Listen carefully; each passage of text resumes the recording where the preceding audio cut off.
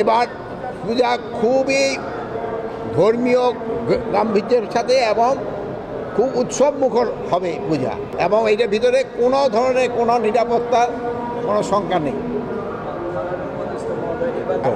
হ্যাঁ, আগের চেয়ে আরও বেশি উন্নত। আর এখানে সাম্প্রতিক বন্ধন সবসময় ছিল। তা আপনারা ভালো থাকে। এটার যেন এটা কিন্তু একটা ধর্মীয় অনুষ্ঠান, এটার কিন্তু পবিত্রতাও একটা রক্ষা করতে হবে, এবং এই সব ধর্ম মিলে যেন এখানে একভাবে কাজ করতে পারে এই ব্যবস্থা করা হয়েছে। এখানে কোনো ধরনের এই নিরাপত্তার ঝুঁকি আমার থেকে তো এরা বলতে পারবে, এরা তো বললো কোনো নিরাপত্তার ঝুঁকি নাই, এবং প্রত্যেক জায়গায় কিন্তু সিসিটিভির ব্যবস্থা করা হয়েছে। এবং আরেকটা আপনারা জানেন, এবার কিন্তু সব পূজা কমিটির সাথে যে আমাদের মিটিং হয়েছিল, সেই সময় একটা ইনস্ট্রাকশন দেওয়া হয়েছে যে তারা মণ্ডপ তৈরি করার শুরু থেকেই তারা 24 ঘন্টার নিরাপত্তার ব্যবস্থা করবে, এবং এই জন্য তারা বিভিন্ন গার্ড, মানে আমাদের সরকারি বাহিনী না, তাদের নিজস্ব থেকে তাদের থাকবে, কি জানি বলে, স্বেচ্ছাসেবক থাকবে।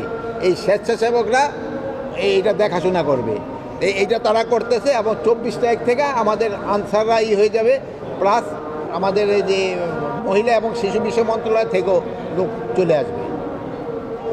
প্রায় আমাদের তো এবার 33,000-এর মতো পূজা মণ্ডপ আছে। এই সবগুলি পূজা মণ্ডপের জন্যই আমাদের এই ভাইয়েরা তাদের মানে ভলান্টিয়ার রাখবে 7 জন করে, আমাদের আনসার থাকবে 8 জন করে, এবং পুলিশ থাকবে, র্যাব থাকবে, এবং সেনাবাহিনী থাকবে। এর অধিকন্তু আমরা কিন্তু আর প্রায় 80,000 এই মহিলা এবং শিশু বিষয় মন্ত্রণালয় থেকে ভলান্টিয়ার রাখতেছি। এবার এই জন্য কোনো ধরনের কোনো অসুবিধা হবে না।